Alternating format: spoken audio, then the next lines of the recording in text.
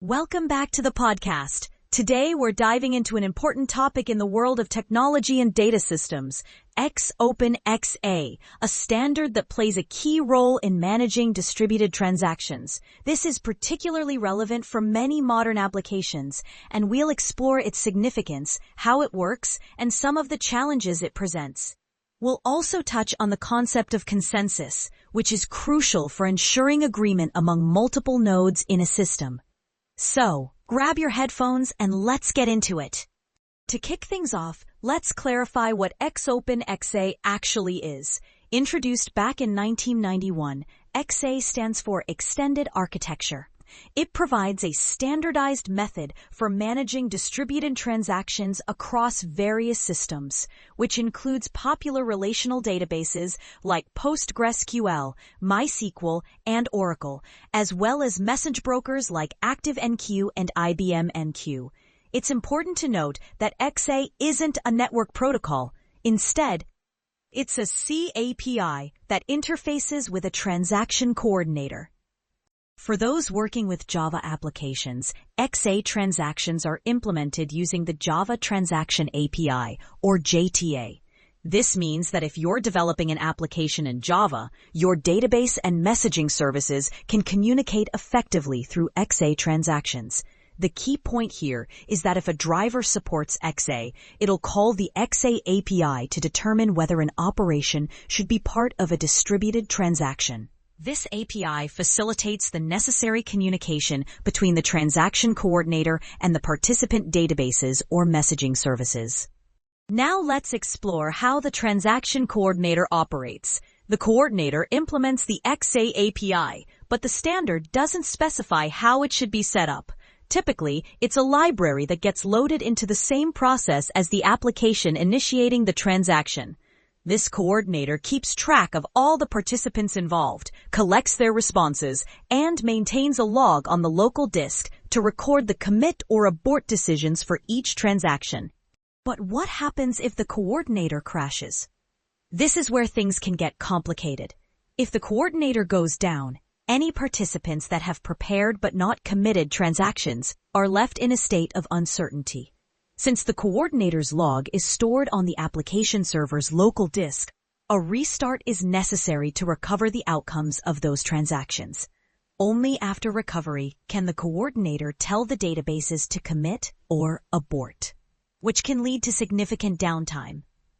You might be asking why we should worry about transactions getting stuck in doubt. Can't the rest of the system just keep moving? Unfortunately, the answer is no. When a transaction is in doubt, it holds onto locks for the rows it's modifying, which prevents other transactions from accessing that data. This can create a cascading effect, causing parts of the application to become unavailable and leading to operational headaches. In practice, orphaned in-doubt transactions can arise for various reasons, like a lost or corrupted transaction log. When this occurs, those transactions linger indefinitely, holding locks and blocking other operations. Even rebooting the database won't fix the issue, as the locks must be preserved to maintain atomicity. Often, the only way out of this tricky situation is through manual intervention by an administrator, who must painstakingly determine the outcome for each in-doubt transaction. To address these challenges, some systems allow participants to make heuristic decisions, essentially guessing whether to commit or abort an in-doubt transaction. However, this approach is risky and can undermine the atomicity guarantee that XA offers. It's a last resort, meant for catastrophic situations rather than a standard practice. Now, let's broaden our perspective on the implications of using XA for distributed transactions. While XA helps maintain consistency across different data systems, it also introduces significant operational challenges. The transaction coordinator behaves like a database itself, storing transaction outcomes and requiring the same level of care and reliability as any other critical data store. One major concern is that if the coordinator isn't replicated and runs on a single machine, it becomes a single point of failure. If it fails, the entire system can come to a standstill because of the locks held by in-doubt transactions. Surprisingly, many implementations of the coordinator lack robust high-availability features, which leaves systems vulnerable. Additionally, when application servers are designed to be stateless, with all persistent state stored in a database, the presence of a coordinator changes this dynamic.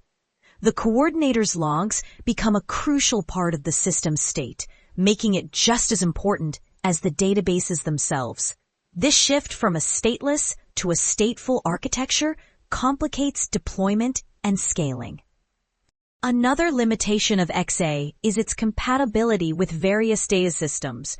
It often serves as a lowest common denominator, which means it can't detect deadlocks across different systems or work with more advanced isolation techniques like serializable snapshot isolation, because such features would require a standardized protocol for systems to communicate about locks and transaction states.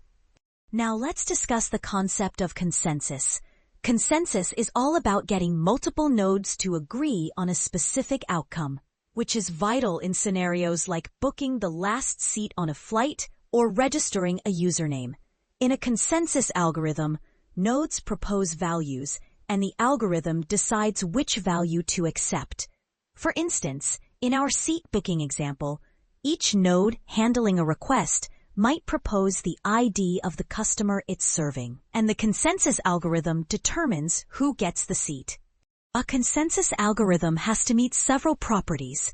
No two nodes should decide differently. No node should decide more than once. If a node decides a value, that value must have been proposed by some node, and every non-crashing node must eventually decide on a value. However, achieving consensus while maintaining fault tolerance is a significant challenge. If you only care about basic functionality, you might designate one node as the dictator to make all decisions. But if that node fails, the system can no longer function. This is a critical lesson we learned from two-phase commit. If the coordinator fails, in-doubt transactions cannot be resolved, which can lead to data inconsistencies. The termination property is crucial in consensus algorithms, ensuring that they make progress even if some nodes fail. However, two-phase commit does not satisfy this requirement, as it can stall indefinitely if the coordinator crashes. There's a limit to how many failures a consensus algorithm can tolerate, and it's been proven that at least a majority of nodes must be operational for the system to ensure termination. Most consensus implementations prioritize safety properties, ensuring that even if a majority of nodes fail, the system doesn't make invalid decisions. This means that while a large-scale outage might prevent the system from processing requests, it won't compromise the integrity of the consensus itself. In summary, XOpenXA is a powerful tool for managing distributed transactions, but it comes with its own set of challenges, especially regarding coordinator reliability and handling in-doubt transactions. Understanding these nuances is crucial for anyone working with distributed systems. Additionally, the concept of consensus plays a vital role in ensuring that multiple nodes can agree on outcomes, which is essential for maintaining system integrity. As we continue to explore these topics in future episodes, we'll look at alternative methods for achieving consistency without the pitfalls of XA. Thanks for tuning in, and we'll catch you next time.